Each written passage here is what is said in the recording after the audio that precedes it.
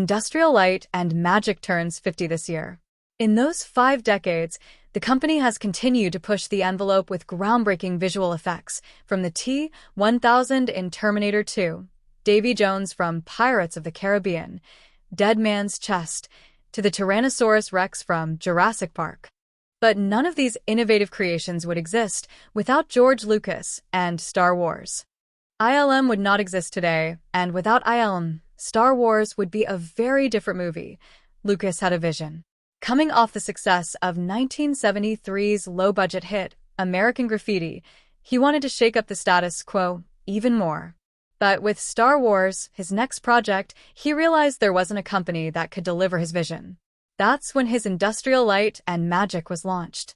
ILM was born out of necessity, says ILM visual effects supervisor John Knoll. For Star Wars, Lucas spoke with 2001, A Space Odyssey's visual effects artist Douglas Trumbull.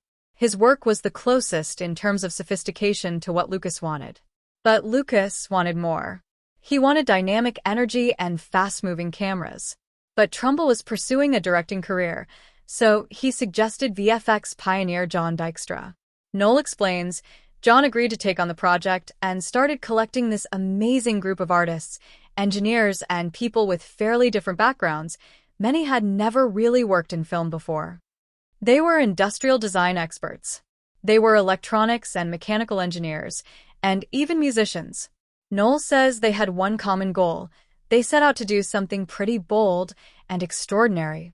Star Wars delivered on all fronts and changed movie making and visual effects forever. But Lucas wanted to keep that group together. He had plans for a sequel that would be more ambitious than Star Wars.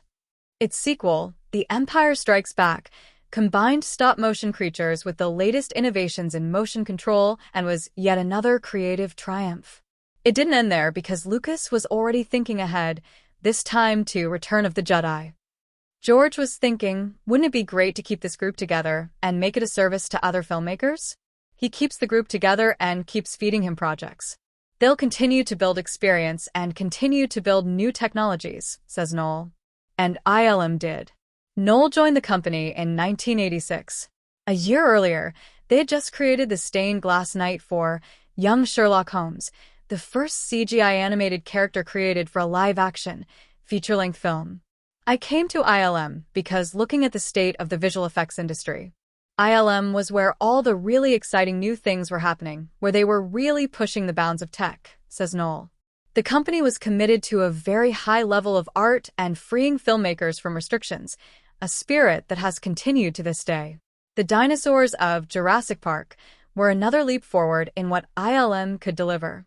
At first, the idea was that the dinosaurs would be an evolution of stop-motion animation, the kind seen in Dragon Slayer, but that approach, according to Knoll, was limited in terms of how complex the shots would be. There was talk about trying to use computer graphics for the Gallimimus herd because it would have been too many stop-motion puppets to do. Mark Deppie and Steve Williams pushed to switch everything over to computer graphics.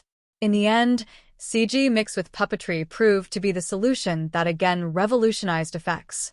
Gareth Edwards, director of Jurassic Park, Rebirth, calls the company sacred. Dinosaurs don't exist, and we had to shoot footage without any dinosaurs in it. You'd end up editing the piece, and you were just trying to make the relationships work between the characters and have the pacing correct. ILM started to deliver their visual effects, and one notch at a time, the film just got better and better.